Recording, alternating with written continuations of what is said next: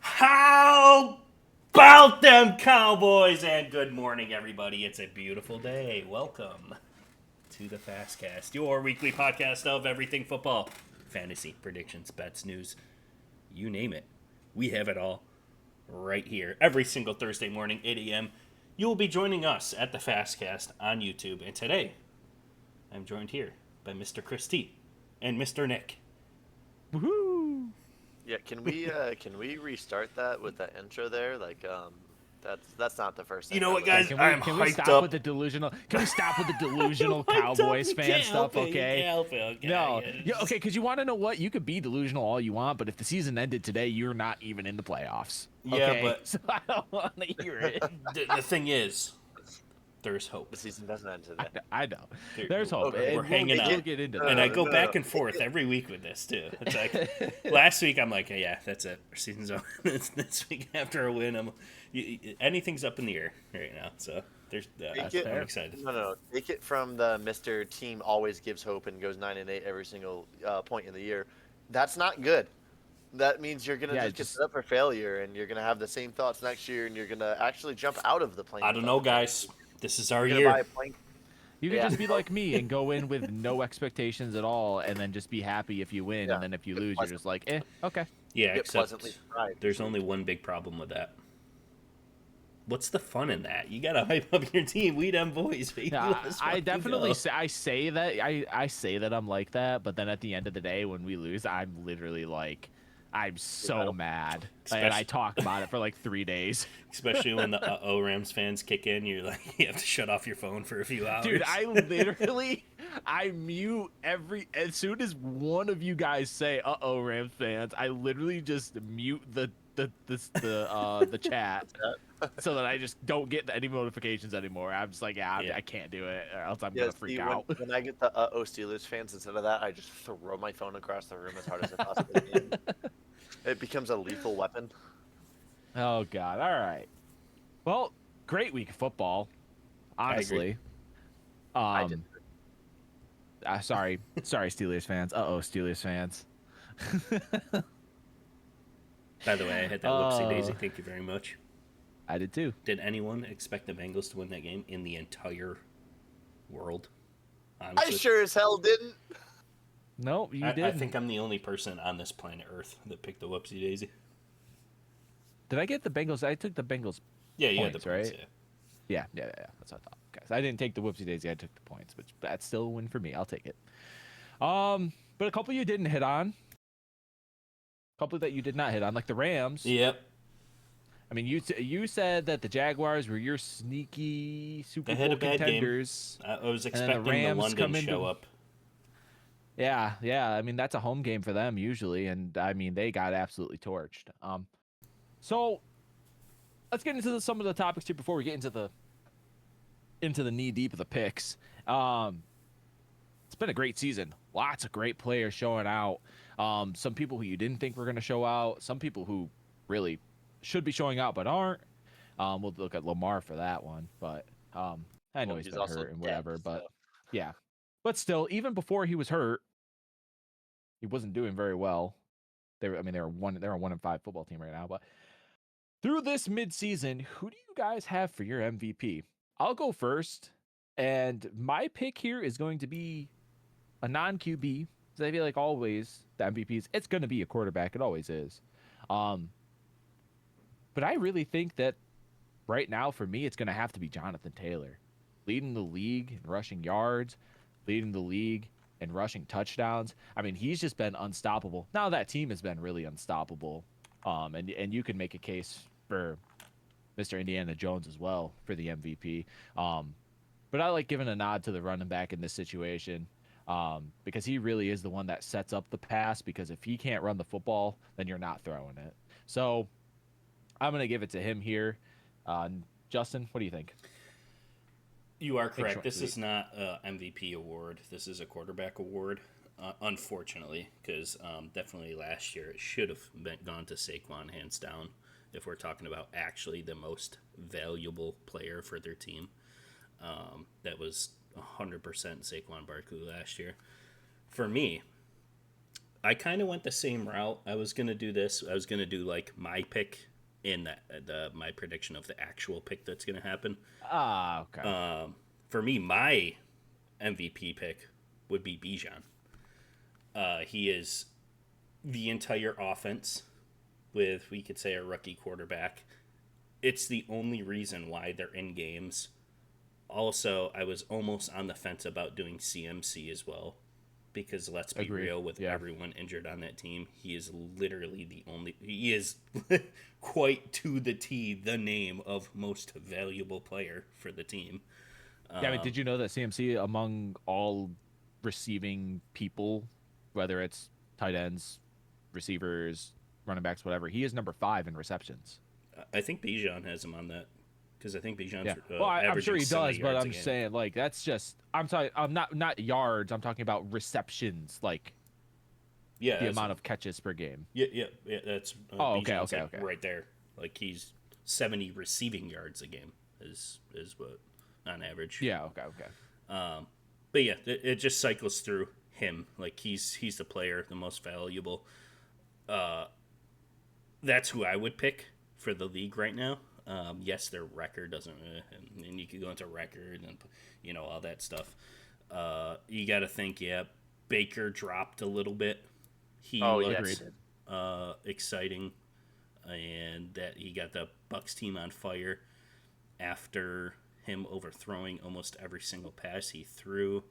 Yes, the Lions defense played incredible, but MVP caliber season, that's in question right now. Sam Darnold definitely dropped off the list. He's not even in question anymore. For me, I would have Dak and Stafford up there as well. But going to the MVP and the previous picks and everything like that, it's not a statistical record anymore, or a statistical MVP.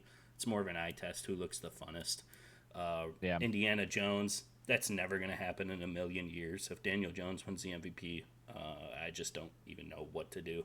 And you know what I think? Actually, I'm going to get to that take a little bit later. I'll save that. But so realistically for me, I think there's only one great team in the league right now. And Shut up. Don't even do it. Unfortunately, I'm going to have to do it. Don't do it. Patrick Mahomes. Oh, okay. I think he's the MVP front runner, and I don't see, unless there's a catastrophic downfall, we've kind of almost, and we'll also get into that in just a minute here. I don't think, I think the turnaround is there, especially everyone coming back. I don't see anyone. We'll talk about that, but yeah. Really bringing out the eye tests, the stats, the everything all together. I think that's why he's the front runner in Vegas right now, and I think I just have to agree. I got to stick with it. That would be my pick. Okay. Nick? Where did you think he was going with that, though, when you said don't do it? I thought he was going with the Cowboys. Oh, yeah. I mean, don't get me wrong. Dak is playing literally his best football he's ever played in his entire life. It is absolutely so funny you say that, because that is actually who I'd be going with, is Dak Prescott. If the season ended right now for the MVP, that's the way I went with it. And Justin always talks about the yield eye test, and I mean, Justin Herbert, I mean, yeah, he's leading the league in yards. I mean, Mahomes has his weapons coming back. Dak is part of the reason the Cowboys are in games and able to win, is because, I mean, they have to score 75 points a game to be able to win. How do you do that without Dak playing, as Justin said, some of the best football he may have ever played? I mean, he's number 2 in passing yards on the year right now, only a little bit over Matthew Stafford, who's another one I would have considered for it. But I mean, Dak just threw for what, 3 or 4 straight games with like 3 touchdowns or 4 touchdowns, no interceptions. Like, that's past 4 games, 13 touchdowns, 0 interceptions, 128 passer rating. Yeah, as Mr. Cowboys enjoyer just stole everything I was about to say.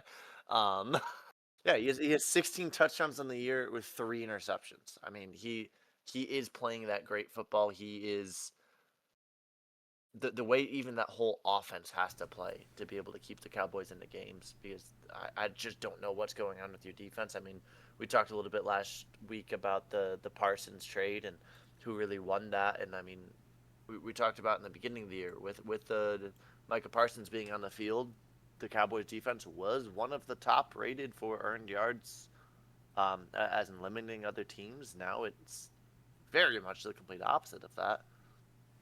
So because of that adversity of the team, Dak being able to lead that offense through to put those points on the board. I mean, even the turnaround of George Pickens. George Pickens was the crash out for the Steelers, and now my dad and I had a conversation today. It's like, hey, Dad, do you remember when I told you that if we lose Pickens, it's going to be a really big smack in the face? He went, yeah, and I went, look what happened now. He's got an actual quarterback throwing him the football. He's doing great. He's making Pickens look elite. Whenever he comes back, gonna look elite. Their run game's kind of kicking off a little bit with Williams. It's still inconsistent, but it all centers around Dak. I wouldn't even say that's inconsistent. Williams is the third most rushing yards in the league right now, third or fourth. Yeah, all cylinders. Our offense is incredible. Yeah, it's our the first offense in is the league firing everywhere. Like we've scored the most points. I think the Colts may have scored a little bit more than us. But yeah, everywhere you look, best receiving duo, and you can argue if Nakua comes back.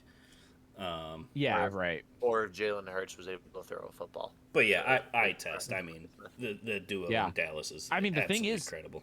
The thing is about the Colts is they, as a football team, are number one through obviously this is through the first 8 weeks, not the whole season. Their points per drive, I saw this too, is number one in the century. Yeah, I saw this too. It was right over now. like Breeze and the Saints and Brady. Yeah, the 07 Yeah, I Patriots. mean, any team that you could think of was the best team this century, they have more than them. Yeah. So I mean, they are also a team that is just firing on all cylinders. So, yep, they do score a lot of points. It's gonna be interesting. Yeah. The only reason I'd argue Dak won't get it and Stafford is because they're like the boring quarterbacks. If that makes sense. Like they don't run the football a lot, right? They don't have a lot of flashy things that they do. It's never been a statistical. Well, I won't say never. As of recent, it's not a statistical reward. It's a last statistical one in my mind was Aaron Rodgers in 2019. Yep. So as of recent, it's more of like a popularity award. Who looks the best? Who has the most fire going towards the end of the season? I do not disagree with that at all. Real quick before we get into the picks. This season has been great so far. As of right now, both conferences, you can look at that. The top 7 teams in the conference if they ended today. We don't know any team at this point, really, other than maybe the Colts, because that division is meh. Any team that's just gonna run away with any of these divisions. I mean, every single division is so close. Do you think that this is one of the best and most entertaining years of football? I would have to say yes. Just the fact that at any given week, you could go from being the number 1 seed to not even in the playoffs. I mean, it's absolutely nuts, the type of things that are going to start happening here towards the end of the year. I'm going to go ahead and say no. Okay. I'm going to stick by if you remember last week, my hot take. I think the Colts are phony. And I still believe that, and here's why. Strength of opponents, 1. Sure. You know what it reminds me a lot of, actually? Last year's Vikings. Yes, they have whatever, the century, best woohoo, yeah, Indiana Jones, MVP, JT. They're playing a lot of scrubs right now. They're going to win a lot of games, strength of schedule-wise. They're going to maybe drop like 3 or 4 in the regular season. They're going to hit a playoff caliber team and get smoked in the first round of the playoffs. That you can put that down as another hot take of the year. And I'm not disagreeing with that at all. The only thing I'm saying is that, like, as the current That's just look. I know. To the topic, I was just getting that out there for now. Let me ask you both this, and why it's not for me. I mean, I like a little excitement. I like a little back and forth, like elite team. Let me ask, who is a great team right now in the league? Nobody. That's my point. Really. Well, but that to me, that is what makes it fun, because any given week you go into these games and you expect one outcome, and then something totally different happens, and it's like the entertainment factor, right?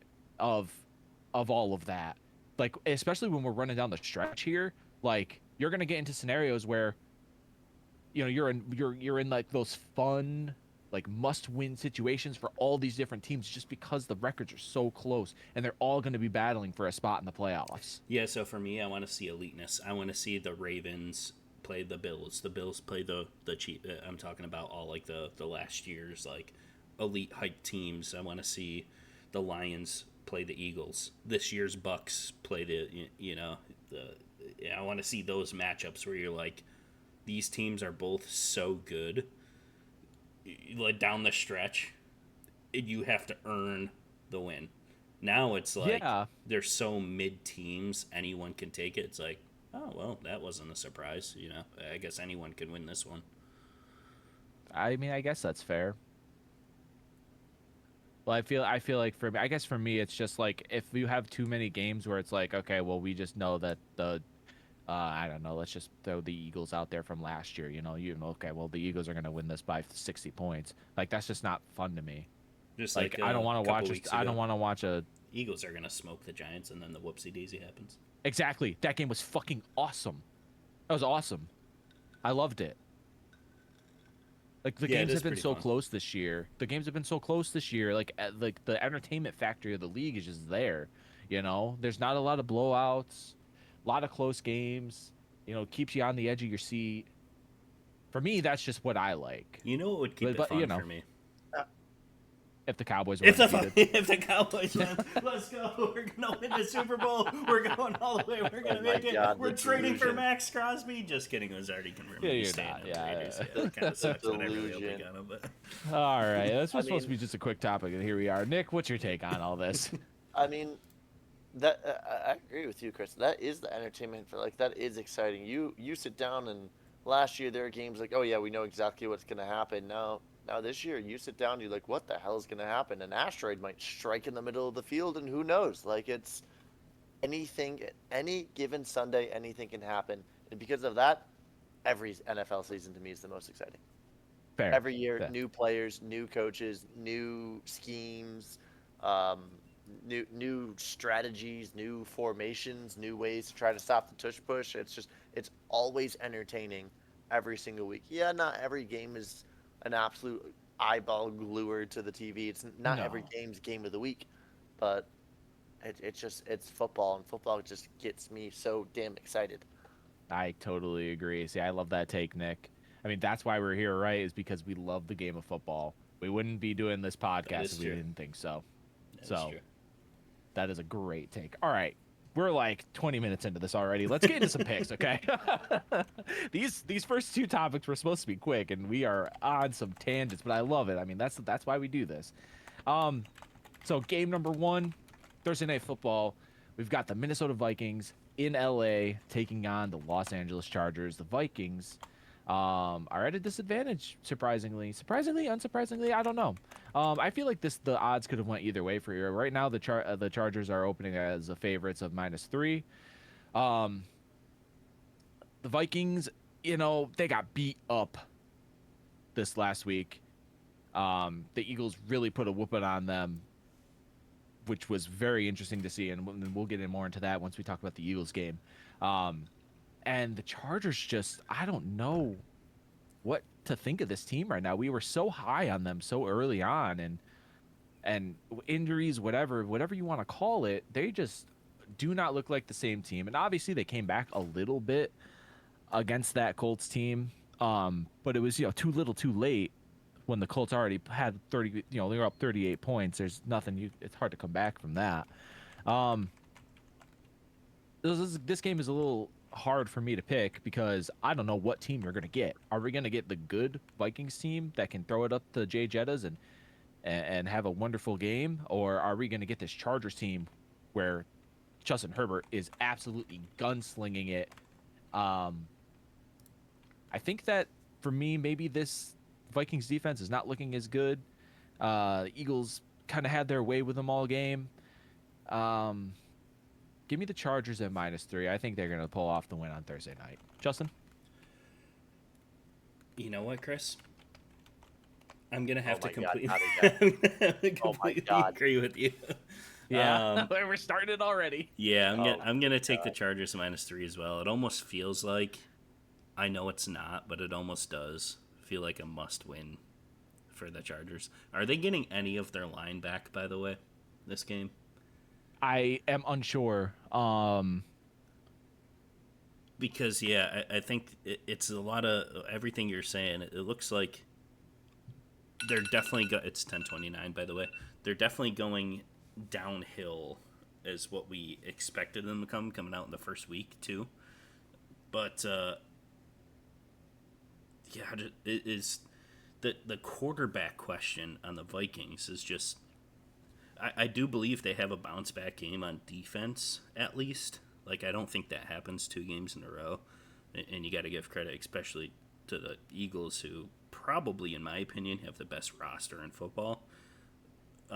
It's just the coordinator there is they let Jalen Hurts loose and they throw for 300 yards, but yeah. I don't believe that's going to be a game where the Vikings defense falters again, although I am taking the Chargers because it's a must win for them in my opinion. So I agree. So just Thursday night prime time, boop boop boop. What do we got? 2 linemen are looking to be back this week. And just for the Chargers, just that even, and I think that's why the line is. Joel is a big one. That's he's the main looking one. to be back. That's the main one we're looking at. So I mean that's probably why the line is favored for them too. I think they have almost like a revelation here, like, oh my god, the Chargers are back kind of game. So yeah, I'm taking a -3. Okay, Nick. You know what, Justin? Oh no, I have to agree. Oh man. I mean, you said it. I'm just going with ditto on this one. Honestly, it feels like they kind of need to show that they can get a win together, even if it's on the questionable Vikings. Who, I mean, Justin Jefferson's never someone to sleep on. He can always make your team look silly. Especially with the lineman coming back. If Herbert has a little more protection. I mean, Vidal is that backup 3rd string running back they picked up out of who knows where when both of their running backs went down. I mean, he's been playing good football, and next man up. Absolutely next man up, and I think the Chargers are gonna take this by at least a field goal. Okay, cool. I love it. Next, we've got the Buffalo Bills at the Carolina Panthers. Now the Bills were on a bye, so not really much to say about them. I mean, dropping 2 games going into the bye, that's they've got to have a bounce back game here against the Panthers. The Panthers did not look that great to me in that win against the Jets, and obviously a win's a win, but that Jets team is really not looking good. We'll get to the Jets here later. I was about to start talking about it. This isn't even their game. Yeah, the Panthers did not look that great against the Jets. Obviously, a win's a win, but when you put up 30 points against the Falcons, right? Yep. And you can only put up 13 against this Jets team that is, I mean, an 0-6 Jets team that literally has nothing to play for right now. That's a little bit concerning to me. They have something to play for. The Jets. Huh? Draft picks. Well, yeah, if they had draft picks to play for, you'd think this would have been a bigger blowout. They'd just be letting people score. speaking into the Jets, but obviously. But so let's. I think that the Bills need to have a bounce back game here, and the Panthers might just be in the perfect spot for them to do that. Do I think the Bills win at -7? We talked about it a couple weeks ago. Teams after the bye over 50% win percentage, and they need a win in a must-win situation right now. I'm gonna take the Bills to win it, and you know what? Give me a -7. I don't think the Panthers are gonna cover the spread. Give me the Bills -7. You know what, Chris? Yep. I'm going to completely agree with you. But here's what I have to say about the Panthers. Remember, Andy Dalton came in on the third quarter in this game. Yes, I know it was against the Jets, but you got to look at the main thing, which is the Panthers' defense is playing very good football right now. They got their running backs back. Rico Dowdle, who is that? 2 weeks in a row running 200 yards? Yeah, he's coming back. Hubbard's off his injury. Young went out in the game. So I won't knock it that they only beat the Jets by a little bit, but I think that defense is holding up to be proven to be a strong point of this team. So I wouldn't underestimate the Panthers' ability in this game, especially at home. By the way, they have not lost at home this year. True. So when we were coming in, the Cowboys got the favorite, 3-point favorite. Everyone thinking, it's just the Panthers. I think this team is being very underestimated right now. But I'm going to agree with you because I think this is going to be a Dan Campbell-esque off the bye Bills team. We're going to win by 1,000,000. I don't care what it takes. We're going to score off the scoreboard in this game. And you're 100% right. The Bills need a bounce back game.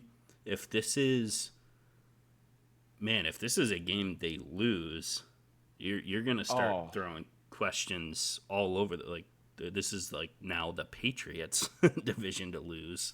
We're already almost having those conversations right now. We're like there. We're right on the line. But this has to be a game where they come out and show like the Bills are the Bills type team. If you get what I'm saying there. Yep. Which is why I'm going to take them -7, but don't underestimate the power of the Panthers at home. Haven't lost yet at home, so it's possible, but I don't think it's going to happen. At least this game. Okay. Nick? You know what, Justin? I'm going to have to completely agree. Let's just agree the rest of the time. Yeah. We're kind of on track for that right now. But this is what I'm going to say about the Bills. I'm going the other way. He talked about the Patriots. I'm going about the Bills. I still think they have a lot of potential this season. Yes, they dropped those games right before the bye week, but then they had that bye week. They had time to get their things together, and they're going to come out hungry, and they're going to come out angry, and to show that they're not a fluke team, that they can still have that Bill Mafia faith behind them. And Justin's brothers are, going to go through tables before games and whatnot. They're going to show those fans what they want. They're going to come out hungry. Bills -7. Bills, honestly, the way I think they'll end up playing, especially against the Panthers, I would even take probably Bills -10, -14. I think that's the type of game they're going to have. I think you're going to have chances like that today when we talk about some other games. So. Oh yeah, I saw some of the spreads. Yeah. All right. Next up, a rematch of a game that Justin alluded to earlier. The Giants are going into Philadelphia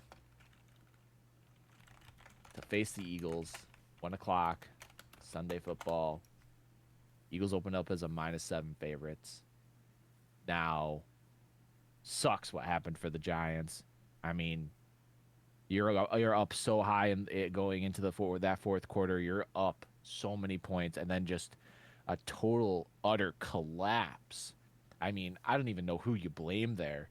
Like, what?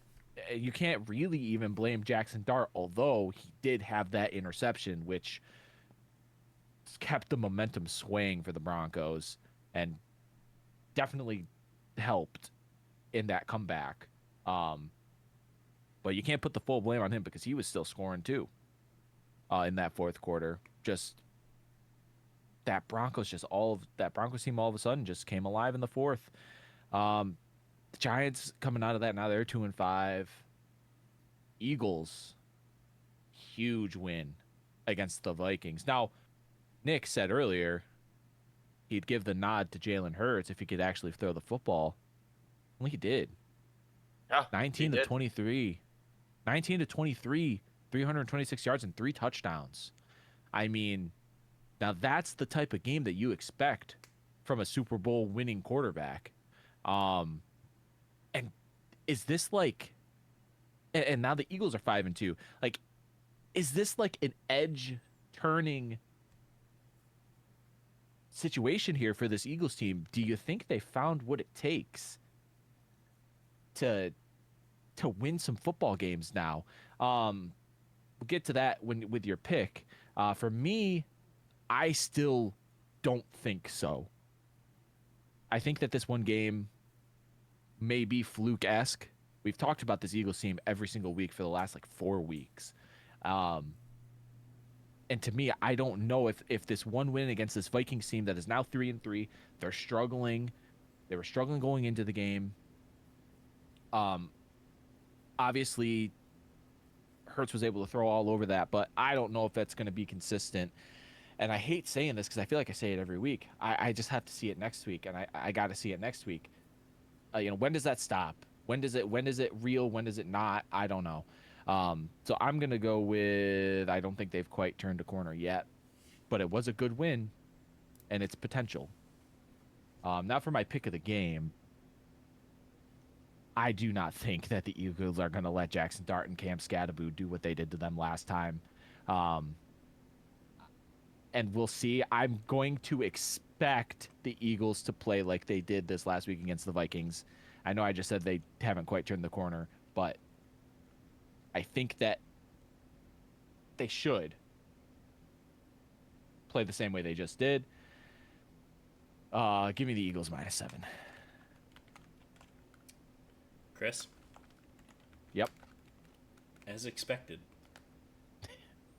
I'm actually going to go the other way. I'm going to take the Yeah, Giants yeah. points here. I'm going to do +7.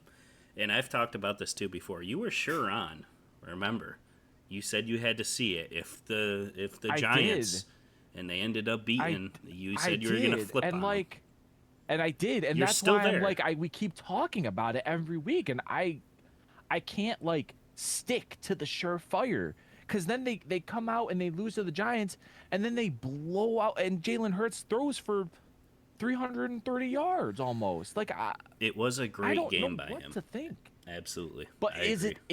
it a bad Vikings defense though? Which is why I'm taking the Eagles to do it, because he should be able to do it, but I'm not convinced they've turned the corner. Let's not forget that the Vikings actually had a chance to come back and win that game as well. It was a close game towards You're the right. end, but yeah, It I was. think the defense held up pretty good there for the Eagles. But I'm going to stand strong on, I also agree that they're not fully turned the corner. I think with the main thing being with this team is some kind of weird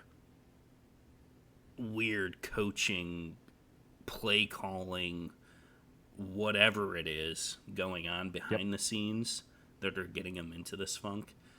I think teams have looked at this and know how to expose them. For this game, I'm going to take the Giants points. The Eagles will win this game for sure. They're going to split. But after that heartbreaking loss, oh my gosh. What would you guys put that on? Would you give that more of the edge to the Broncos' absolute phenomenal gameplay comeback, or would you give that the Giants collapse to the Giants? Looking at it, I want to say that it's a Giants collapse. I was high on Bo Nix coming into the season. You know that. I told you that. I thought that he was I'm gonna. opposite, yeah. I thought he was gonna be doing really well this year, and he kind of showed what he could do in that comeback. But as a Giants team, your defense just cannot allow that to happen. I agree, and I don't. Cannot. Has that ever happened ever in the NFL? 33 points in one quarter? I don't think so. The what was it? The Colts did it a few years back against the Vikings, or was it the Vikings against the Colts? I think it was the Vikings against the Colts. Either way, you know, this is one But of the things in the NFL, like, this just does not happen. So this was for me, more of the collapse. You get the rookie quarterback coming in. If you literally, if you don't throw that interception and you punt it 3 and out, you win the game. right, Like that's defense, like everything had to go wrong there. yep. Yeah, that should be 100% a game they win, which is it's still incredible to me. But this is going to be another game they're going to lose to, unfortunately. Yeah. I don't know how you come back from that either. Like the hype has got to be like the vibes in that is coming into this game is going to be kind of off. But yeah, they're going to split. The Eagles are going to win the division. You know how division games go. But I think it's going to be one of those things too. You lose by 3, you lose by 4. Eagles just happen to win. They're going to be in control the whole game, and but yeah, by a touchdown, I think they will keep it within. Okay. You know what, Justin? I would have to completely disagree. Oh, And for his first. Indeed, for my first whoopsie daisy, I have the Giants coming and to the link I thought you were going the Eagles way with that. and setting an example that it's not going to be the Eagles division forever. I still think they're going to actually no, I still think the Cowboys might have a way into it. I still have hope for your team there, Justin, for the division aspect of things. I still don't. I mean, yeah, Justin Herbert, God, because we were talking about him. That's a brain lag. My fault on that. But yeah, Jalen Hurts. Yeah, he had a good game. But he had a good game. Still a lot of football was played. Still a lot of football to be played. Who knows? I mean, maybe he has it back to back. But on the flip of it, the Giants played what we've all considered the number 1 defense in the league. And had a rookie quarterback, his first year in the NFL. He made a rookie mistake. He took a throw that he probably shouldn't have. Well, actually, he 100% shouldn't have because it cost them the game. Those are learning moments from that. Yeah, it was a big blowout. But that lights a fire under the team to show, like, hey, we screwed up last week. Let's set the tone. Let's make it right this week, especially against a division opponent that you already upset once in the year. That people are like, oh, it won't happen again. That it's going to be a split division games. I feel like they're gonna walk in there and punch the Eagles right in the mouth. Cool. I like the different take. That's why we do these picks every week, because we get all sorts of different takes from each of us. You know, Well, even though we have sometimes where we're like, you know what, I'll completely agree, but we see a lot of the games differently. We do, which is kind of cool. Yeah. All right. Going into the next game, we've got the New York Jets going to the Cincinnati Bengals. Bengals open up at a -6.5 point favorite. I mean, if you look at what this Bengals team was able to do, hey, Joe Flacco in is his second week. I mean, this is what I don't understand, is how did Browning just not have these? And obviously Flacco, you know, talented guy over the years, Super Bowl winning quarterback. That veteran presence is huge in this type of situation when you're trying to turn a team around, which is exactly why they went out and got him. And you just throw it up to your playmakers, man. Just throw it up to Jamar Chase. I mean, Jamar Chase set a franchise record for catches in that game. Yeah. I mean, that was absolutely astounding to have him come in and win that game like that. You know, 350 yards, 3 touchdowns, no interceptions. Great game by him. And I really do not think that anything is going to change this week going against this New York Jets team, who this New York Jets team is 0-7. And I have a question for you guys. Is it time to move on? Like, are we already at the point where we go and we move on from Aaron Glenn, and is he on the hot seat? Like, what do you guys think about that? I think yes. I think he's on the hot seat. I mean, you're a 0-7 football team. Nothing looks good at all. You've not been able to change anything. And I know there's going to be the argument of, well, it's his first year. You got to give him time. I mean, nothing looks good. You're halfway through the season. You would expect something to be looking at least somewhat different. And I just do not see it. So for me, I think the Aaron Glenn project is already a dud. And I think they already need to move on, get somebody else in there. And I would suggest an offensive-minded head coach. It seems to be working for a lot of teams in the league. So I think they need to start going that route. For the game, I think that the Bengals are going to continue an onslaught, and I don't think the Bengals defense is going to have much of an issue with this Jets team. I'm going to take the Bengals at -6.5. Cool. Yeah, so looking at everything, and I believe I said this, I think I had this take before. Aaron Glenn was just not ready. Not ready to be a head coach.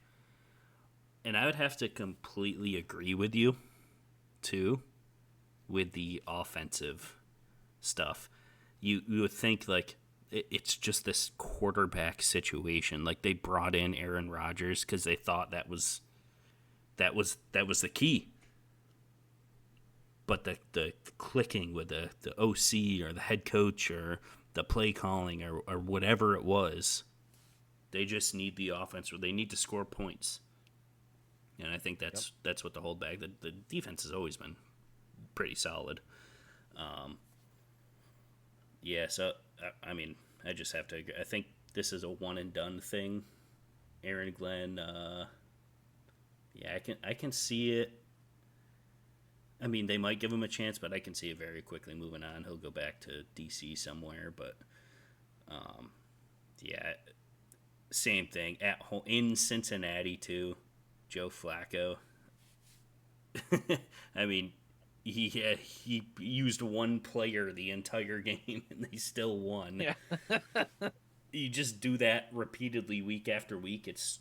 You just end up winning games. I think this could be like a season-saving thing for the Bengals too. They're a game behind now. Yep. And then the question is, if you keep winning games, does Joe Burrow come back in, or you just go with the veteran? For my first whoopsie daisy of the week, give me the Jets going into Cincinnati, and they're going to win this game. They're going to get their first NFL win in the 2025 season. Jets are going to beat the Bengals. What the heck happened to the Bengals? Joe Flacco just popped off, throwing to Jamar Chase every single time. Sauce Gardner's going to shut that down. Yeah, give me that. Jets are winning their first game this year. Put it on the record. Hot take of the year. Even hotter than any of my takes last week. Give me the money line for the Jets. That just caught me so off guard. I actually started dying and just choking. You're taking the money line for the Jets, or are you taking the win? No, money line. Yeah, money line 100%. Whoopsie daisy. Yep. Give me I the thought whoopsie the whoopsie daisy only was a win. That is. That's what. Yeah, he's taking. Yeah. Oh, money line. Yeah, yes, sorry. Yeah. My brain is collapsing. Sorry. Yeah. Yep. Yeah. No. Understood why your brain's collapsing. Justin, I'm so sorry. When you go to edit this, all you hear is just me in the background as you try and talk. Because I was actively dying because I just choked on my spit because I couldn't believe that you took the Jets over the Bengals. This is it. Look at what they Joe got to Flacco win sometime. So I mean, look at what Joe Flacco just did to my Steelers. We have the highest paid defense in the league, and we couldn't do shit against it because they ran the same play over and over and over again to one player, literally the same route every single time. We didn't have a defense for it, and for my second whoopsie daisy, I will also be taking the Jets to beat the Bengals. That was coming. Okay. We will also be taking the Jets to beat the Bengals in this because the Jets' defensive coordinator and their head coach as a defensive mind is going to sit back and go, oh, they ran this play 19 times. Maybe let's defend it. You take that play away from the game, it might have been a different game last week for the Steelers. I just have absolutely zero faith in the. Maybe they just can't even stop it because. But back to a little calmer now, a little tone change. Talking about the Aaron Glenn project, now that needs to end. Via today, the Jets owner defends Aaron Glenn and ripped apart Justin Fields. Yep. We'll get into that later, but. I just looked that up a little bit, and I was like, did you watch the full interview? No, I have not yet. Oh, dude, you've got to watch what he says because it kind of blows. He's not like wrong in a way, but that's just, it's crazy. We'll talk about it. And that's what we're here for, to talk about it. Yep. Okay. So what do you think? Do you think it should be done? I think it's still too early to tell. They know it's not their year. Let it finish out. See if there's some hope. Probably not going to be their year next year either. If there's no improvement, then it's time to move on. Yeah, I mean, by this, if they decide to keep him by this point next year, if it's still the same, if they're only a 2-win team by this time next year, he's done. Or you're done. All right.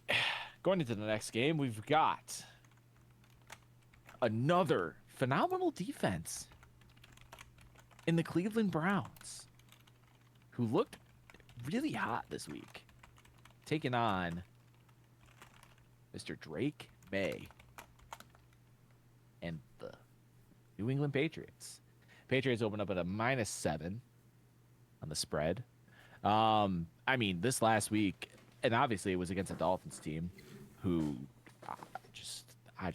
Tua turned the ball over, was not having a good game against this Browns defense, who is a good team. This Browns defense is again another top 5 team. What is up with all these top 5 defenses with horrible offenses?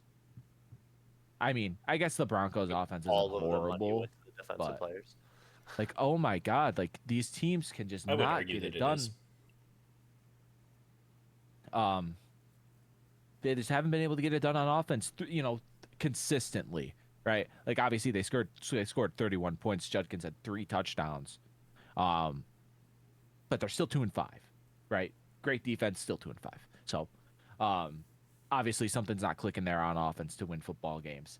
And this Patriots team is playing phenomenally. I really love what Drake May is doing. He looks great out there. They beat up the Titans. A game that they should have obviously won. Return game for Mike Vrabel, getting his revenge on the Titans for letting him go. Haha, look at us now. We're 5-2. You're 1-6. You suck. You suck. He's absolutely loving it. I was thinking of like fun whoopsie daisies to take this week, and I thought about this one. I thought this one would be a fun one to try to take, but I'm not gonna do it. I'm not gonna do it. I'm gonna stick by the Drake May hype. As this Browns defense is formidable, but I'm sticking with it, and I think he's gonna play good against it. So give me the Patriots -7. Do I want the Patriots -7, or do I want to take? Now, give me the Patriots -7. Yeah, I like it. And you know what? I wish I said this at the beginning of our conversation about MVP. This deserves a discussion as well because he is playing great football right now. Oh, phenomenal. Drake May has really shown what his potential is in the league. And here's what I'll say about the Browns too. Yes, they traditionally too, they always have a great defense. Yep. You said there's something going on with the offense. Judkins popping off, rookie running back. Yeah. Great. Yeah. Awesome. Gabriel is not playing the best football. Here's what I say. Throw in Shador. Give him the chance. Sure. I agree. That's what I think it is. He did not even last week against the Dolphins. He didn't have a great game, and they blew him out. So relying on the running back. If their running back didn't if Judkins didn't play the game that he played, you can always put it on like the points of the quarterback and scoring. But if you look at the game, like actually, and look at his throws, I wouldn't say that it was a great game. Yeah, the Browns won, but yeah, you put that on the rookie nope, running back. yeah, Even he going back, I think that's the problem. Is the quarterback? I can agree. Maybe some offensive coordinator type issues too, like kind of we were talking about earlier with the Eagles. Maybe an OC problem or something. Could be because it hasn't worked with any quarterback that they've had in there. So that is true. But yeah, really. for my pick, I'm gonna agree. I'm gonna give Patriots -7. Just another great team, playing fantastic, quarterback leading the way, great coach. I don't know why anyone would move off of him. I always like Vrabel. Give me a touchdown for the Patriots. Okay. Nick? Do you know what I think's gonna happen? For his second. I'm just kidding. What I think's gonna happen is there's blood in the water now. The Browns won by a lot. They're gonna be hungry for it. They tasted victory. They're gonna want to go again. And they've discovered they can do the inverse of what the Bengals just did. They'll just hand the ball to Judkins 72 times during the game and run right down the Patriots' throat to get the Browns whoopsie daisy. What am I doing? AFC North rivals taking the whoopsie daisies on it? I think this is the Browns' final win of the year, however. Are you actually taking it? I'm actually taking it. Dang, I was right. Okay. I'm actually taking it. I don't think the Browns are a good football team. Judkins is going to run for 1,000,000 yards, and something's going to happen to him, and they're going to have to turn to the passing game. And Dylan Gabriel is going to absolutely continue to blow chunks, and they're just going to ride out the Shadir Sanders experiment for the rest of the year. Okay. All right. You know what? I was half tempted to take the whoopsie daisy myself, just because I thought it would be a fun one to take. I feel like that the momentum of a 31-6 win could springboard you into playing well against a good team, just because you're kind of clicking on offense. So I thought about it. I just don't expect Drake May to let that happen. On to the next game. We've got that Dolphins team that we were just talking about. The Dolphins going into Atlanta. Atlanta again -7. But man, lots of like -7, -6. The only game that hasn't been basically a touchdown so far was that Thursday night game so far. Every game has been either a -6.5 or -7. So Falcons open up at -7. Falcons took on the 49ers this last week. They just didn't look very good. Michael Penix just didn't have a great game.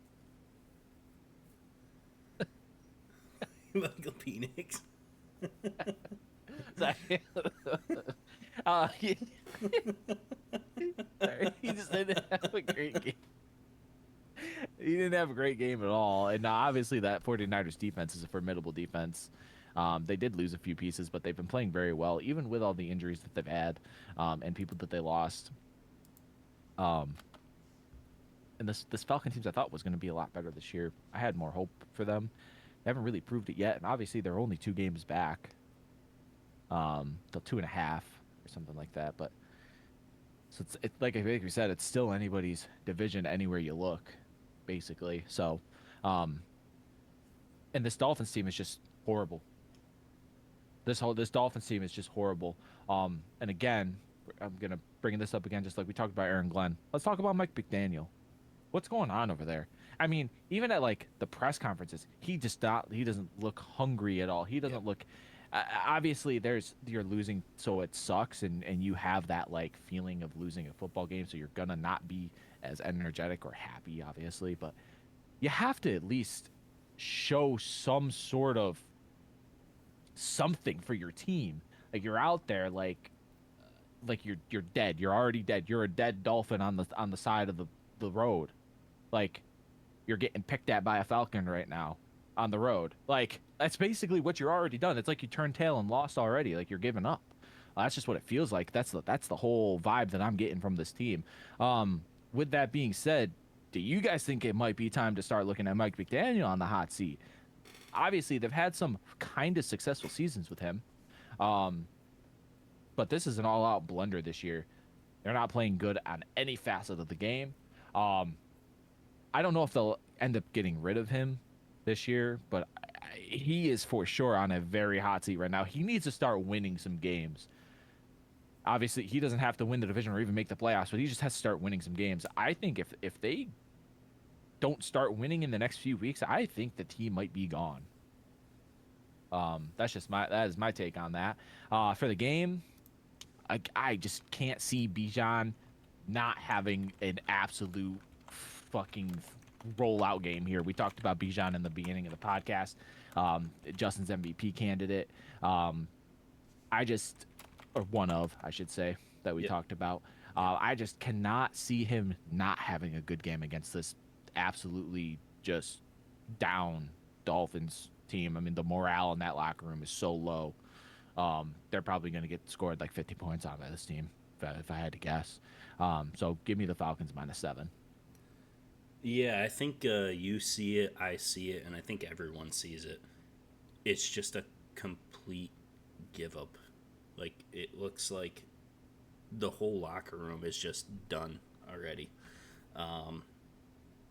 And yeah, that's going to ultimately be this era for the Dolphins is over. They're going to clean house. They're going to play out the rest of the year. I mean, there's really no point at this point to fire anyone in the middle of the year. So what I would predict is they're going to play out the year. Going to get maybe the win they have, maybe two, and everyone's gone. This is it for Mike McDaniel, like 100%. He'll get an OC position somewhere next year, but Yep. Yeah, for sure this era is over, which is kind of crazy because you'd think, was it last year or was it 2 years ago that they literally tied the most points ever for an NFL game? It was 2 years ago. Yeah, 2 years ago against the Broncos. Yeah, against the Broncos, which is like the firepower offense. They have the same people on the offense right now, by the way. Tyreek, Waddle to Achane. Everyone. Yeah, everyone. Obviously the Tyreek injury, but you saw the first couple weeks with him. Where does that go? Like, the defenses just figure them out, or is the effort already gone? Something has happened there. This era is 100% going to be over. There's no doubt in my mind that at the end of this year, every one of those coaches is going to clean house. It's going to be a new Dolphins team next year. I agree. And I'm also going to take the Falcons -7. Okay. You know what I think? Mm-hmm. I think the Falcons are going to absolutely massacre the Dolphins. Yeah. Falcons -7. I'm not setting it up that time. It's Yeah.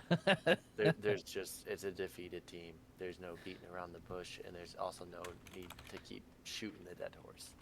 Yeah. And yes, Okay. They brought the Dolphins need to be brought outside and told to think of the rabbits, like Lenny of Mice and Men, and just put out of their misery, because it is as a football enjoyer, it is just hard to watch this team. One of my friends at work is a Dolphins fan, and we're talking about football, and he's like, "Oh, was it? Sorry." Like that's what I say. Like, there's nothing for me to say to him other than sorry, and he looks defeated and just looks down, takes a deep breath, and then walks outside. So that's what's happening to the fan base. That's just they need to be removed from the National Football League at this point. Yeah. Yeah, they definitely are not looking good. So we'll see what happens with them moving forward. All right, let's look at the next game here. The line on this one just doesn't make sense to me. We've got the Chicago Bears coming into Baltimore. The Ravens open up at -6.5 for this. What in the world is that line?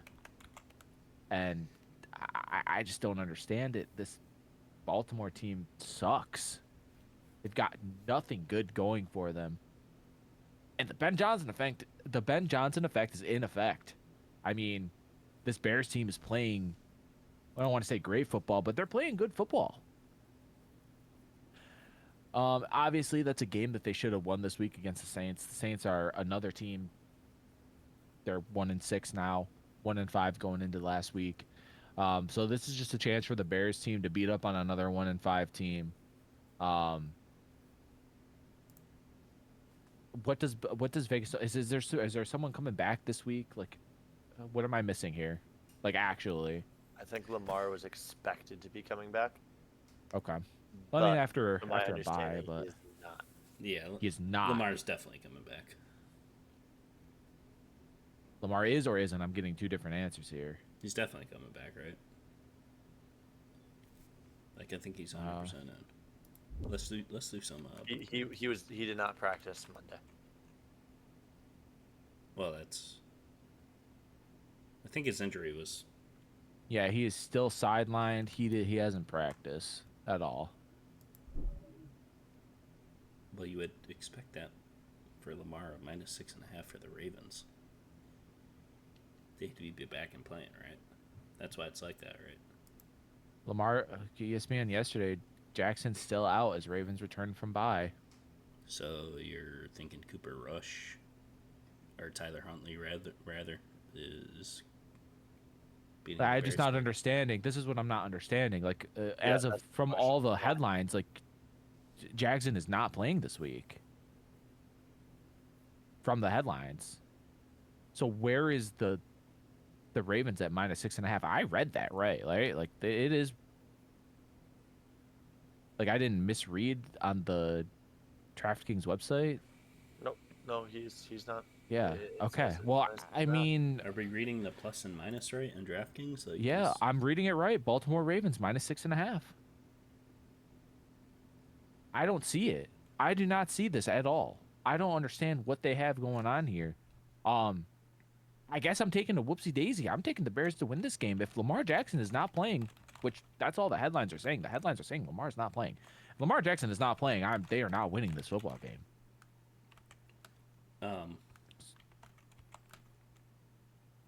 So this is still very puzzling to me. You would think that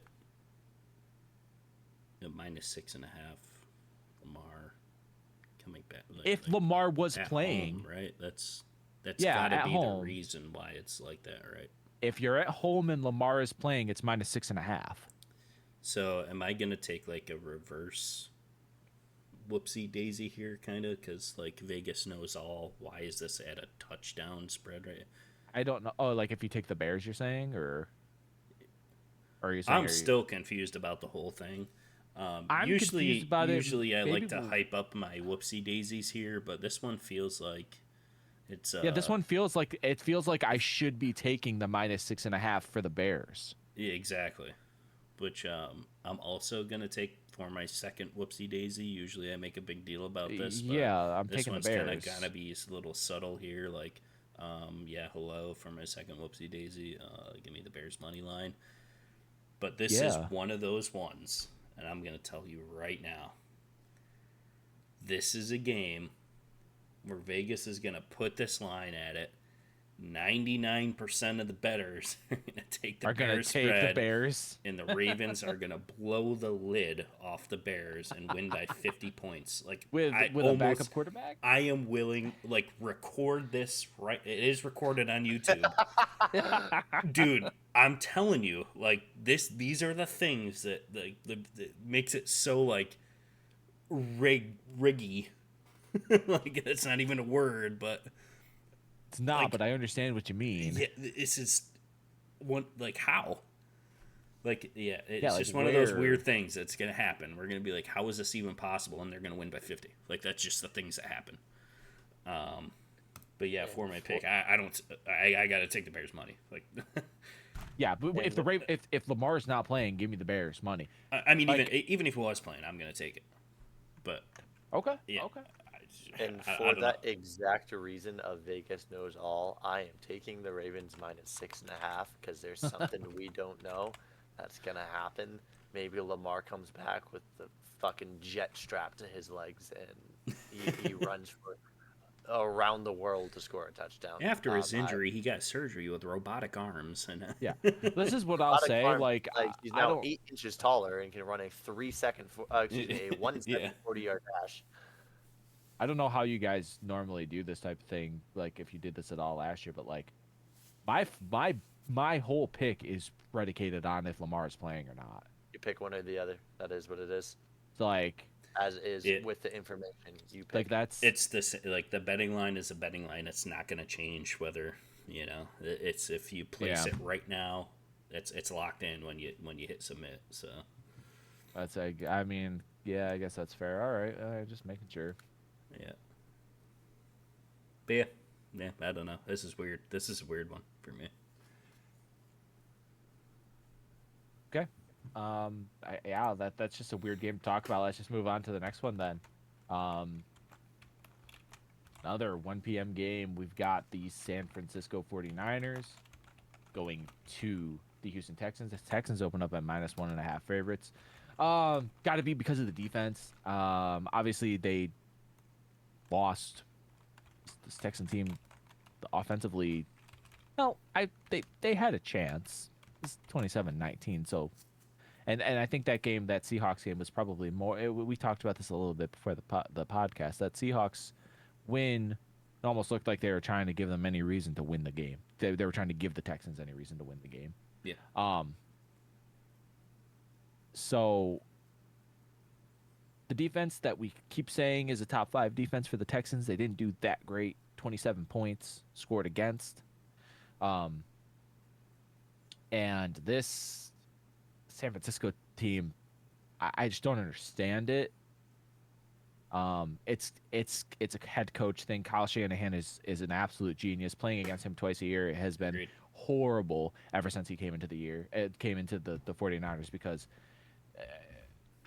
he's just so smart. He's so good. He just makes anything work with whatever he's got, and they still just continue to win football games. So with that being said, I am for sure taking the San Francisco 49ers to win this football game. Oh yeah, that's right. It's my turn. Yeah, You're, it's your you're turn, buddy. taking you're taking the points. Are you gonna plus? Or are you taking just straight money? I'm just taking straight I money. mean, it's It's a one and a It is. half. It's so, basically a pick 'em, but you have the choice. You could take the I point do or not. have the choice. It's I do so have close the it choice. doesn't matter. But It's so close it doesn't matter. Just give me the money line. cool. Yeah, it is definitely because of the defense. 12 points on average, obviously a falter last. The Seahawks coming out hot, 14-0, popping out offense. You'd think it would be a blowout in that game, but I think they figured it out as the game was going, and that's why it looked like almost like the giveaways there. But I'm going to take the -1.5 for the Texans. I think they win this game. Mac and Jones, I believe, is playing again. All right. Yeah, but he's playing great. I would argue that. I don't think he looked very great last week. And I think didn't. CMC had the show going. I think Texans find a way to shut that down. And you would think, the 49ers being as great as they were, especially with all the injuries, that this point spread would be in their favor. This is going to be one of those Vegas ones like, oh my God, they should blow out the Texans. The Texans are horrible. They can't even score points. I think the defense holds true. And give me a 1.5 at home. Yeah, I guess there's really nothing much more to say about that for me. So you're Yeah, I think doing Christian what I did. McCaffrey's going to go off. Yeah, you're doing what I did for the Ravens game for this game. You're like Vegas. or Yes, something. yes, pretty much exactly so. Yeah. See, I'm going Vegas wants you to think that, and CMC is going to rush for It's all 275 mind yards. games. Oh, it's Yeah. all mind games. Everything with money is a mind game, and CMC is going to run for 250 yards and maybe throw a touchdown if Mac and Jones goes out, Purdy's out. We've seen him try to throw a ball. Yeah, I'm going 49ers money. Okay. Yep. We're on the same page there. All right, we're into the 4 o'clock window. The Tampa Bay Buccaneers take on New Orleans Saints in New Orleans. Bucks open up as a -4.5 favorite. Bucks just did not look good against that Lions team. Jeez, I mean, Baker just did not look great. This Saints team doesn't look great. But I think that the Saints have way more negatives than the Bucks do at this point. It is a division game, so we all know how division games can go. They really could flop either way, even if one team is good and one team is not. But I don't think that's going to happen here. I think that Baker Mayfield is going to be back in prime. I think he's going to be back in his prime game day, just like he was 2 weeks ago. But give me the Bucks -4.5. Cool. To interrupt. Do you want to know what I just realized? What's that? We haven't gone through. There's been no clear cut. We didn't say game of the week. We didn't say eyeball of order of the week up to this point yet. All games are looking pretty interesting. very good. I was almost gonna say that Thursday night game is gonna be. I think it's the eyeball of order. No. Almost like a game of the week. I think it's going to be a well-matched game. Yes, it's not one of those like elite teams you look at and be like, game of the week for me is coming up still. There is a game of the week for me. We'll talk about it then. But we will. Yeah, let's go into my picks.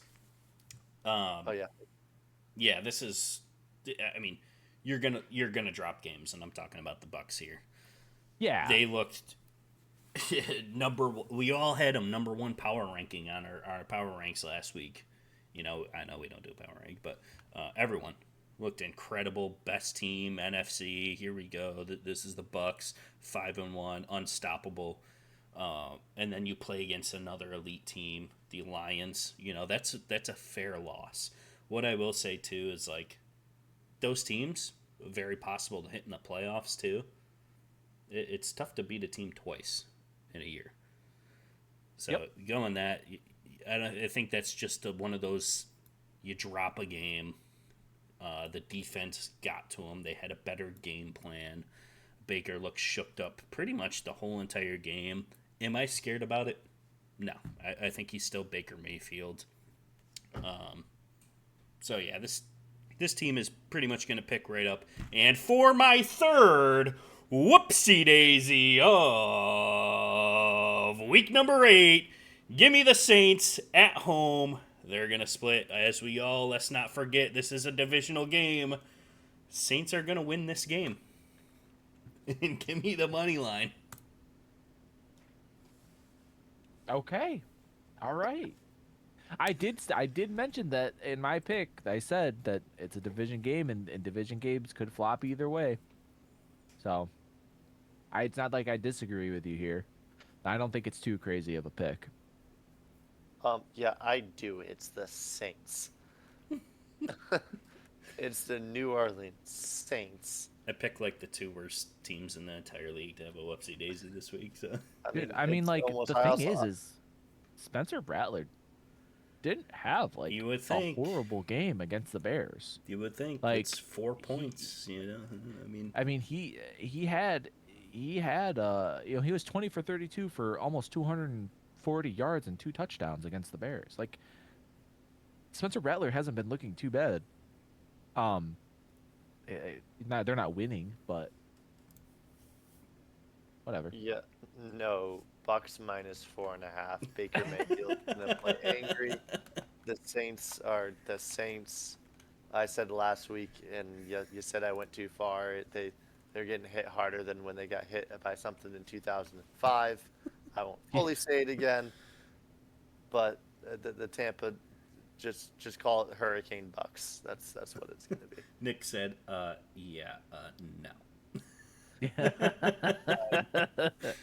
I mean, I get where you're coming from, Justin. I'm leaning Bucks here still, I can see but this. I can get see this happening. Exactly where you're coming from. Well, I'm gonna take a stab at it. I can see it happening. So, yeah. All right, the next game, largest spread of the week. We have the Tennessee Titans going into Indianapolis Colts. Indiana Jones. On fire. Looks great. They open up as a minus 14 and 14-point favorites here. It's a big spread. I think they win this football game, and you have two possible MVP candidates on this team, in Indiana Jones and in JT. Justin, yep, and Taylor. That's there. the second time that Justin happened, but yeah. everyone's just thinking about me today. Yeah, exactly. I think both times was after you dropped a fucking bombshell. Yeah, everyone's mind is just like all scrambled. Yeah, the mind is all scrambled. But JT and Indiana Jones both looking hot, looking great. 14 points in a divisional game though is a lot to me. The Colts obviously have the potential to blow this Titans team out. Titans looked a little bit better this last week as far as like Cam Ward coming out 25 of 34, 255 yards and a touchdown. I mean, he was slinging it. Obviously, it didn't really result in that much, but I think to what you were saying last week, Justin, where this Titans team could get a little bit of revival with a new head coach. I think it could happen, and this game is not going to be a week. I'm not taking the whoopsie daisy. I know you guys are probably thinking that, oh, he's setting this up for the whoopsie daisy. Not doing it. The Colts are winning the football game. But I like the Titans at plus 14 here.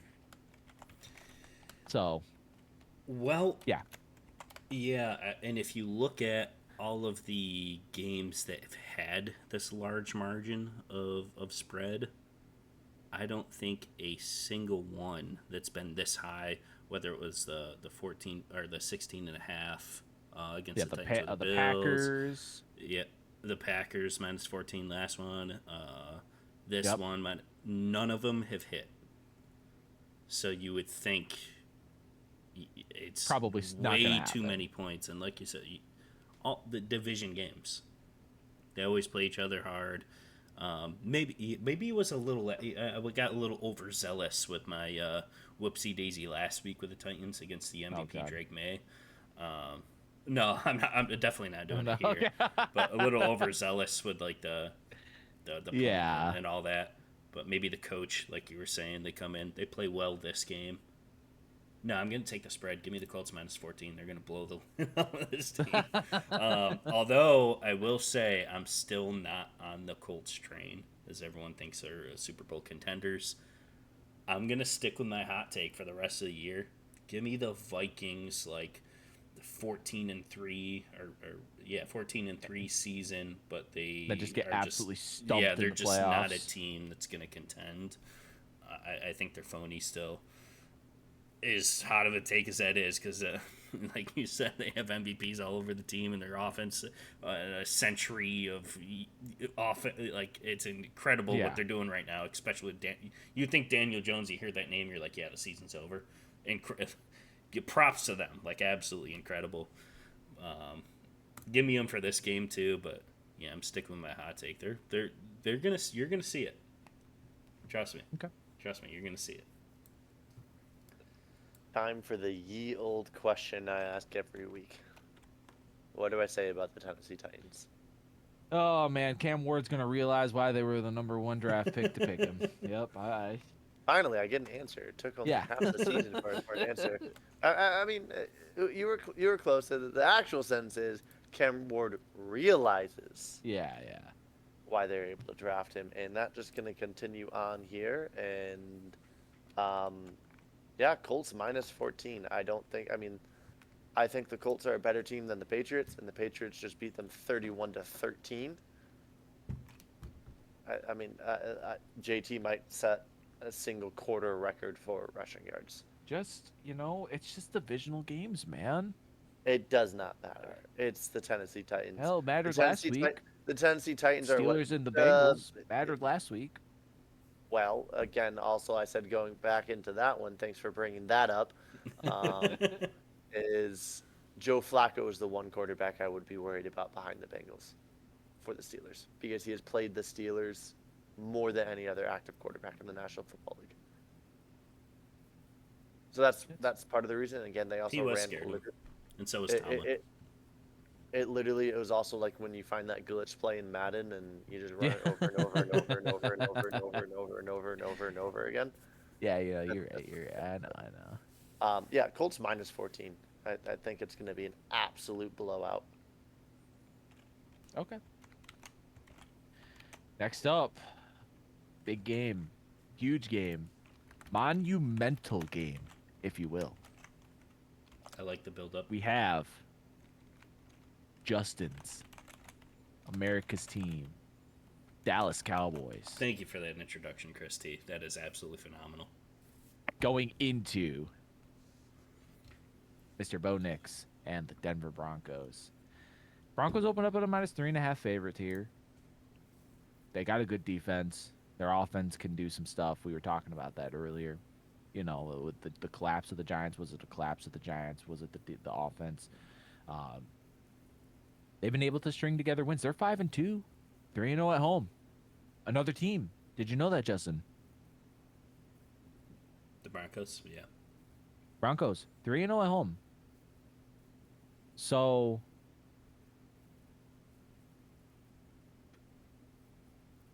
Cowboys this year 1-3 away. Yep. So this is a must-win game for this Dallas Cowboys team. I mean, you absolutely have to prove yourself against this defense. And your defense just has to stop Bo Nix on like a few drives. That's all you need. And that's how they lose the game. That's how they're going to lose the football game. And for my first real whoopsie daisy. Whoa! Is it happening? Give me the Dallas Cowboys Is it to happening? beat the Denver Is it happening Broncos. right now? Is it happening? Justin would. Oh my God, he ran away. I ran away. Oh my God, it's happening. Justin, do you want to go last for this one, or do you want to go? We'll keep it. Dude, give me the Denver Broncos to lose. Find a way to lose against this Dallas Cowboys team. I mean, CeeDee Lamb's back, and he looked like he didn't even miss a beat. It's happening. I think that this high-flying offense is going to be too much for this Denver Broncos defense. So I will side with you, buddy. I picked them last week against all odds. You guys were against it. I picked them last week to win the football game. You did, and you know what? This is why I'm so hyped up right now. Is delusional as a Cowboy fan as I am right now, going into this week and all the things coming out, and looking at that. Dude, I'm like out of this world right now. We have hope. We have hope. Every week, I'm like, oh, this is it. Oh, season over. Blah, blah, blah, blah. Yeah, the way I look at it, I don't think Chris has gotten a single game wrong about the Cowboys so far this year. When you go back and you listen to all the podcasts, he's guessed the spread every single time. I've been paying attention to these things, okay? Because this is America's team. I've been looking at this. Yeah. So, I'm getting hyped up about it. You think we have a chance against the Broncos, but here's what I'll say. You also said one very important thing last week. Yep. No two good things happen in a row to the Dallas Cowboys. I did say that. Well, you got CD back and one. That's two good things. Yeah. So I'm going to take that to heart this week. Okay. I don't think we win this game. I can't believe I'm saying it out loud, but Okay. I don't know. I mean, it's a big game. It's a big test, right? I mean, Literally one of the best defenses in the league. Literally one of the best. I have to bring it down because yes, got to bring it down a little bit. I'm very. Just remember what I told you, buddy. The offense is there, and that's not a question. That's not what I'm worried about. Right. It's the defense. It is. We did look better against the Commanders, though. Like, everything's going in the right direction here. Until this week. I'm going to take the Broncos minus 3.5, unfortunately. Oh, my God. But what I will say, oh, my God, you won't even hear the end of it. If we win this game. They win this game. I know. We win I'm this picking game. them to win. I'm picking them to win despite that. I know what's gonna come. That is crazy.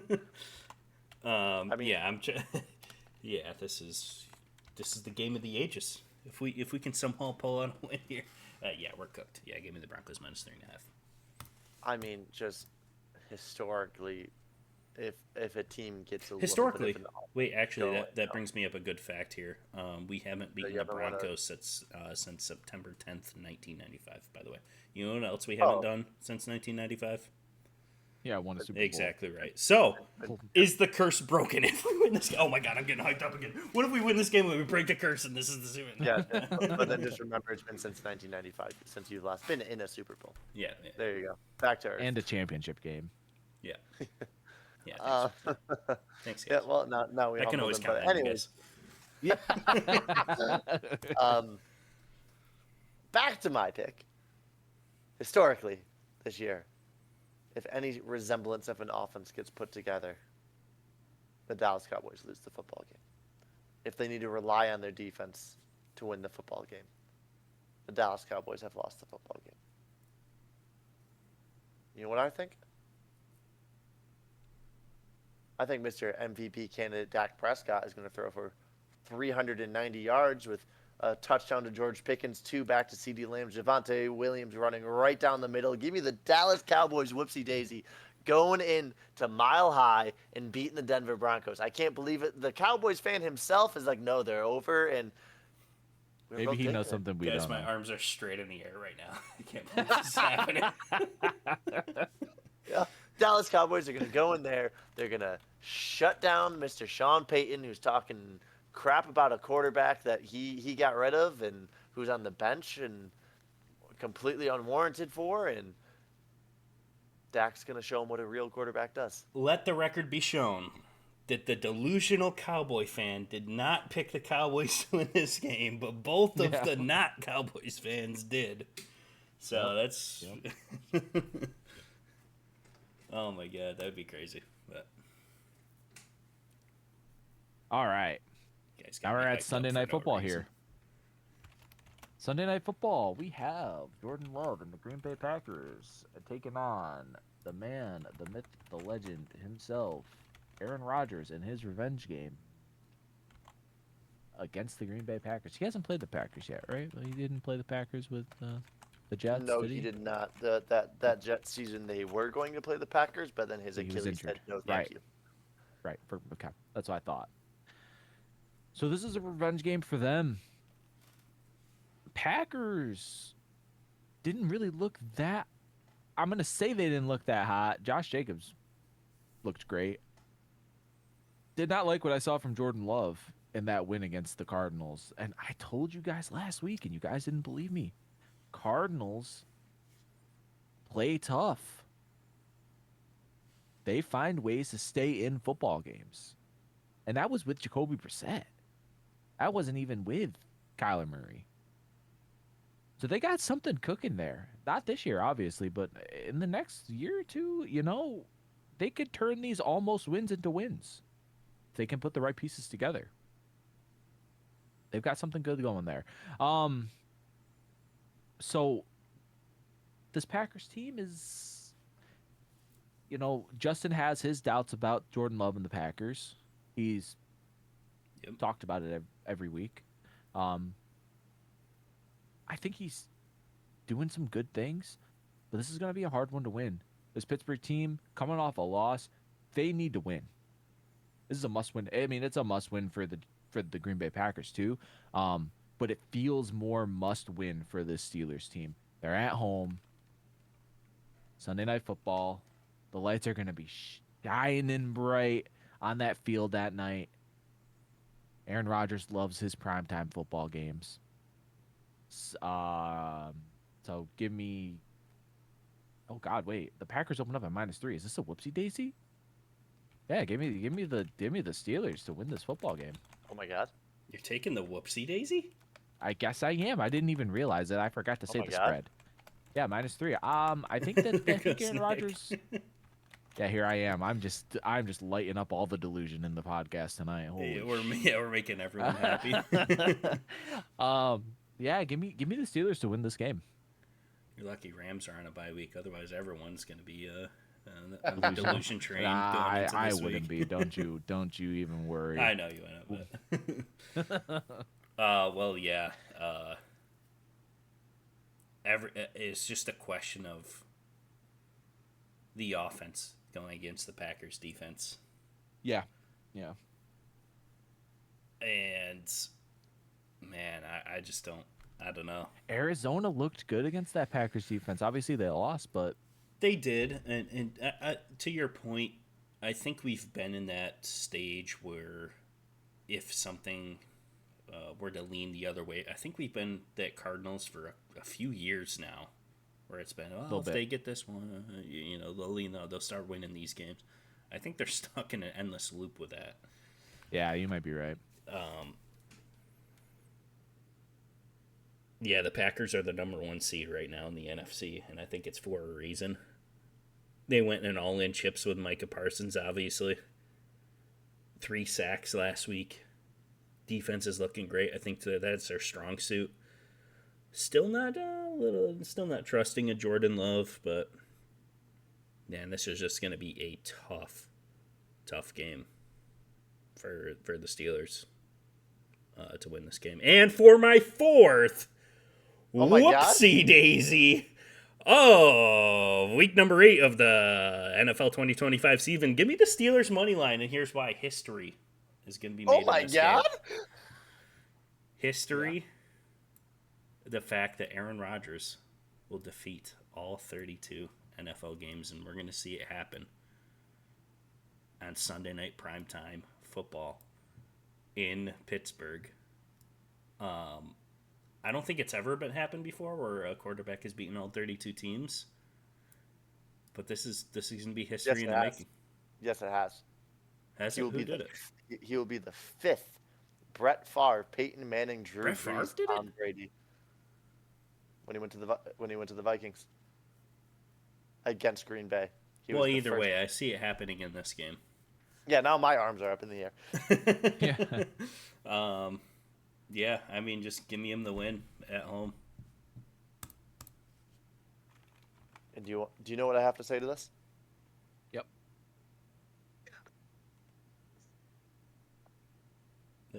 What's he pulling out here? I can't. Oh, we can't hear what you're doing. So I was playing Black and Yellow. Okay. And it worked with Renegade. Now I'm sad. It was a good setup into all of that. Yeah, this is a Sunday night football game that I will be in attendance of. You're going to the game. This is indeed the guys' game this year. Oh, sweet. That's going to be a fun one. It's going to be a fantastic one. Sunday night football. Justin, you've been there on Sunday night football. You know what that stadium energy is. It's a great time. On Sunday night football. It's kind of funny. I get to go 2 years in a row, and I get to see Micah Parsons play twice. Yeah, it's funny. But yeah, both. I mean, I think you already know I'm going Steelers whoopsie daisy on this all day, every day. Yeah. He already had it written down before we even talked. It was already written down. As soon as you started to hear whatever music was trying to play through, I know Justin was putting that in. But I mean, I can't even begin to describe just from the way the energy of that stadium is going to be. Now that first you talked about what offense are we going to get against the defense. It's not the offense that's my issue. I've said all year, the Steelers and the Cowboys, they're the same team in different divisions. It's the defense. It's the defense what I'm worried about against the Packers offense in their run game. And then the run game is going to be fully focused on, it's going to open up the passing game and make Jordan Love look like a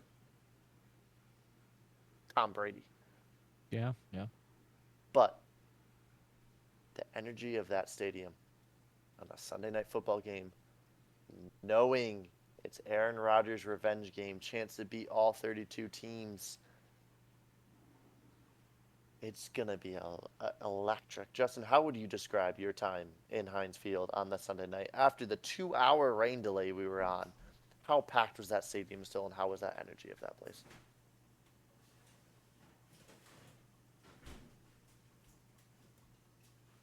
Uh-oh.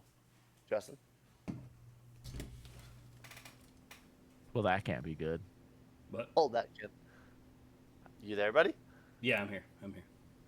Okay. Did you hear my question I just asked you? What's the question? I said,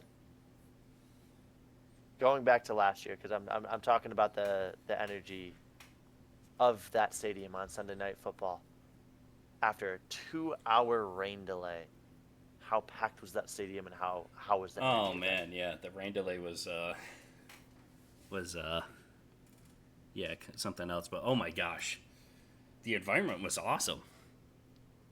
I think it was a great vibe. The Steelers fans, they stuck out there. Terrible time. By the way, we won that game at the last minute, fourth down goal line. If you listen to the podcast last year, you'll hear me say that we were going to lose that game. True, but yeah, it was really fun. Yeah, it was great. Energy was high. Then Renegade. Yeah, it was a good time. One of my favorite photos I have of Justin is when Renegade's going on in a screenshot. It is him with an absolute terrified look on his face and me red in the face screaming along to the song. One of my favorite photos I have of all time. It's actually his contact photo for me. But God almighty, the Pittsburgh Steelers are going to go in there on Sunday night primetime, 2 primetime games back-to-back weeks, and they're going to atone for their sins from last week and actually play some defense, I hope, and win this football game. With, by the way, our new uniforms. We have a new alternate uniform. This will be their debut. Cool. Oh. Yeah, that'll be really cool. All right. Coming into the last game of the week, we have the Washington Commanders taking on the Kansas City Chiefs. Now, it's another big spread here. Not as big as the Colts game, but Chiefs opened up at minus 10 points. And really, to me, this the spread might be right here. The Commanders are struggling. Obviously, Jaden Daniels went out again in that game against the Cowboys, and who knows what that's looking like for him this week. What's going on with him? The Commanders are struggling a little bit this year. And I'm going to bring up a point that we talked about earlier, or a topic here, of turning the corner. We were down bad on the Chiefs for a little while there to start the year. I think they finally turned the corner. They got their pieces back. They're looking good. Blew out the Raiders. Absolutely dominated that Raiders team. Now, obviously, the Raiders are the Raiders. They're not a very good football team. It is a division game, though, so you would expect it to be at least a little bit tougher. But, I mean, they absolutely blew the brakes off of them. And they beat the Lions last week, which is a huge win for them. That Lions team being a very good football team. So, I'm just going to bring it up. Huh? I think we just got a live spread change. Did we? The half a point just fell off. Is it 9.5 now? It's 10 now. No, it's not 10. Oh, it was 10 for me before. I have it 10. Oh, I thought it was 10 and a half. No. Oh, okay, my it's bad. 10. Okay. No, it's 10 for me still. It was when I put the sheet together earlier, and okay. it still is now. Okay. But yeah, I think they turned the corner. I think that they're going to start taking command over these games, and I think you said it best earlier when you were talking about Patrick Mahomes being the MVP. Now he has his pieces. They're going to start winning games again. Travis Kelce is going to look good. Rashee Rice was looking good. He was getting involved in his first game back. Xavier Worthy. I mean, this team is going places. And for my 5th, I'm just kidding. Oh my god. I'm just kidding. I'm kidding. I'm not. Absolutely not. I'm not kidding. I don't. Yeah, this Commanders team, I don't think they're really going to have an answer for anything that this Chiefs team is throwing at them. The Commanders they're decimated as well. The injury bug hit them too. They're down their 3 starting wide receivers as well. I mean, it's just not looking good for them. So I agree with the spread here, and I'm gonna take the spread. I'm gonna take the spread. Kansas City minus 10. You know what, Chris? Yep. I'm gonna completely agree. Oh my God, we're back to that. We're back to that. Yeah, I mean the Commanders were supposed to be much better than my Dallas Cowboys, but look where we are. Sophomore slump still does not exist, so I don't believe in that.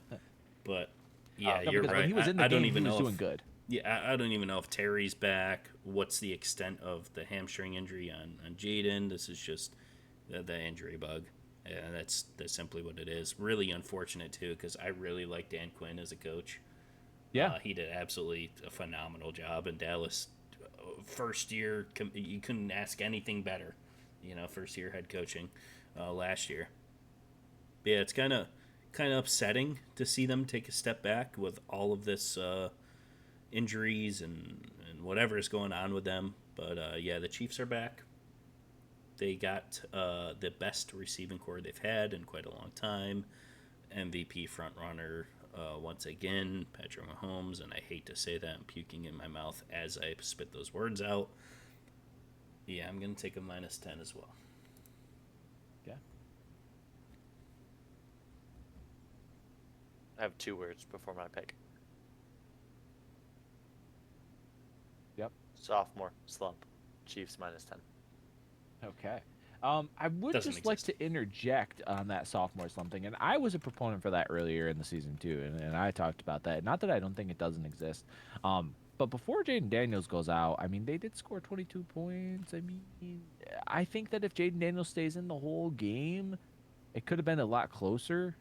I still think that the Cowboys end up winning that game probably, but there could have been a chance where they didn't if Jaden Daniels stays in. That's just my 2 cents on that one.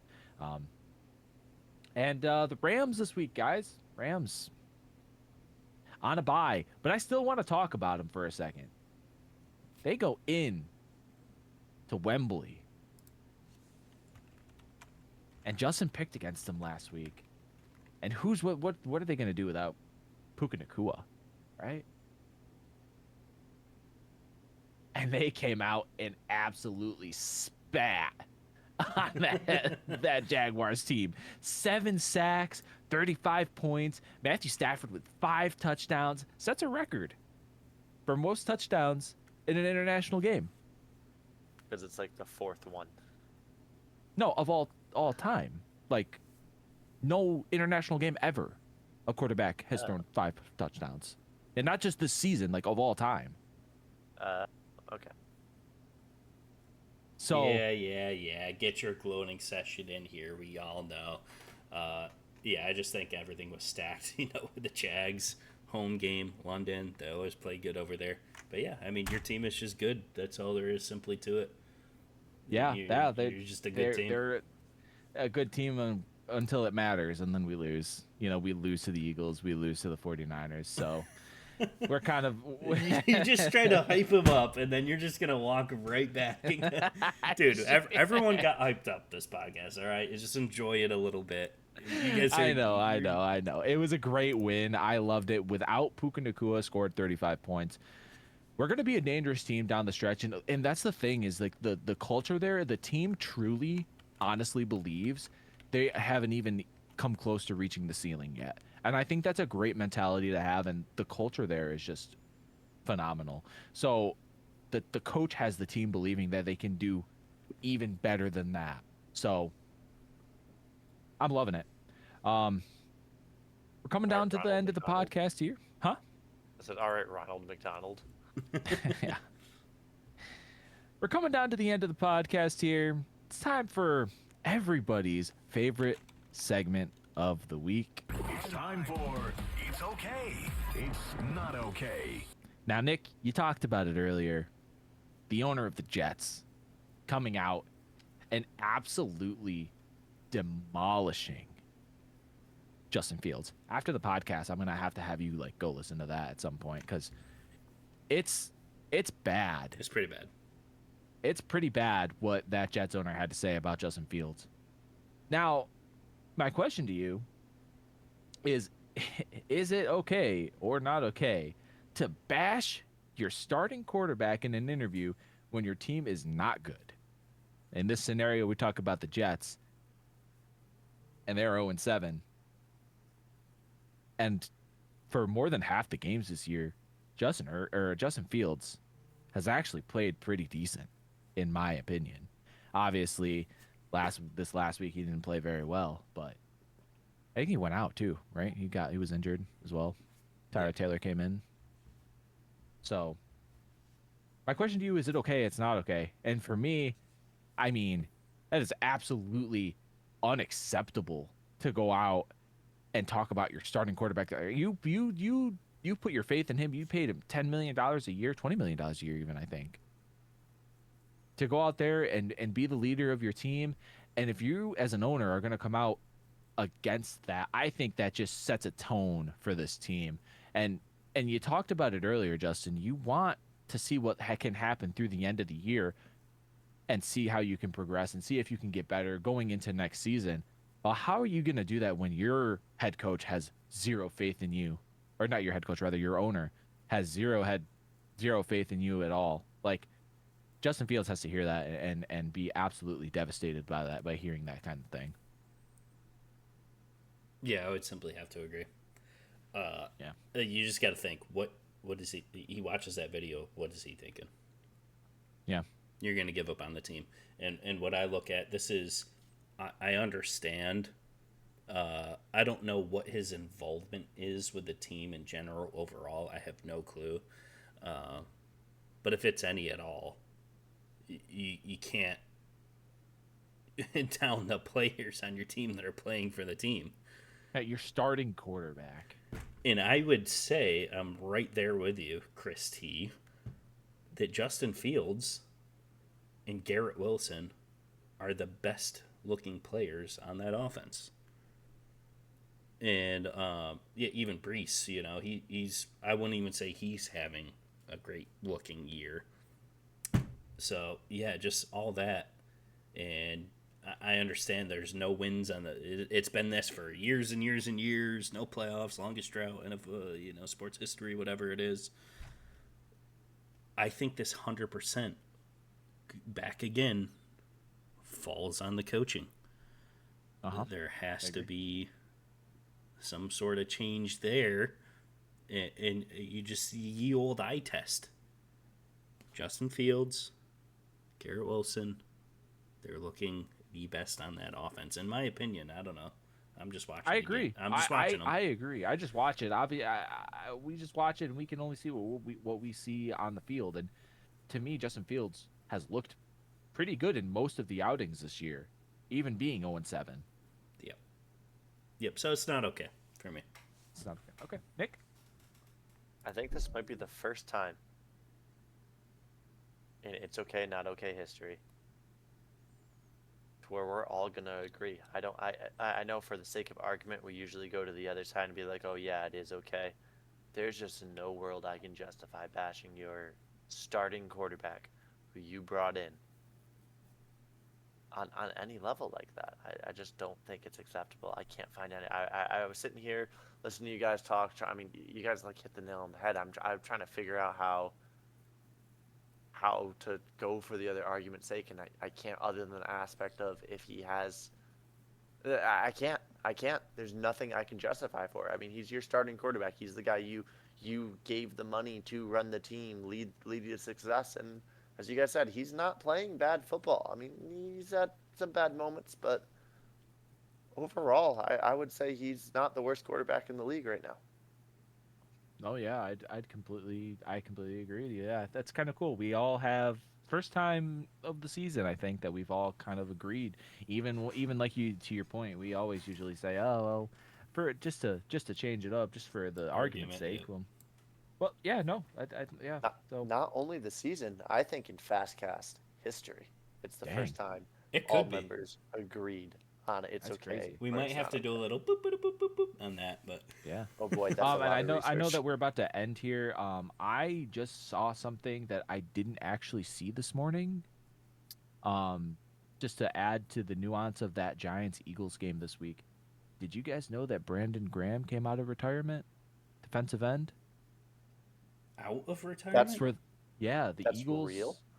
Yeah, That can happen. Brandon Graham Yeah, came out look of at retirement. Gronk, look at Brady, Oh look yeah, at Waller. Yeah. Yeah, that's So exactly, I mean, he retired at the end of the season last year after they won, but he's deciding that he didn't want to stay away, and here he comes coming back, defensive end. That's big for them because he was still playing elite football last year. I mean, a year without. I mean, I'm sure he's in shape, but a year without actually playing at that caliber, I mean, think a I year think he is, can jump back into it. It might take him like a week or two, but Here's the thing, though, is Wow, he's that's fresh. interesting. I didn't know that. He's fresh. It's 37. So, it doesn't matter. Hmm. He's still fresh. He's just a defensive end. It's not like he's, Yeah, wide he's receiver. doing the hitting. He's not getting hit. Yeah, he's just clobbering people. I don't know. I think that's pretty big. That's I took the Eagles at -7, so it doesn't really change anything about my pick. But Yep. that's just an interesting thing to look out for this week. Well, hey, like we say, every single Thursday morning, we bring it all. We got the news, we got the bets, we got everything here. Which goes to mention, if you disagree with the it's okay, it's not okay, let us know in the comments. And seek help. And seek help. Yeah, seek help. If you But disagree once with again, that the Fastcast will be back next week, 8 a.m. As you guys know, you should know the drill by now. Every single Thursday, 8 a.m. We'll see y'all next week. Week 9 already. We're already halfway through the season. Go Cowboys. I'm hyped as heck. Everyone got hyped up this week. But yeah, let us know what you think about the season and what's going to happen. We'll go with another hot takes as well. But any ending remarks from the cast? bye week. So Nothing go Rams. Here we go, Steelers. Cowboys are going to the Super Bowl. Be safe around trains. A message from Metro.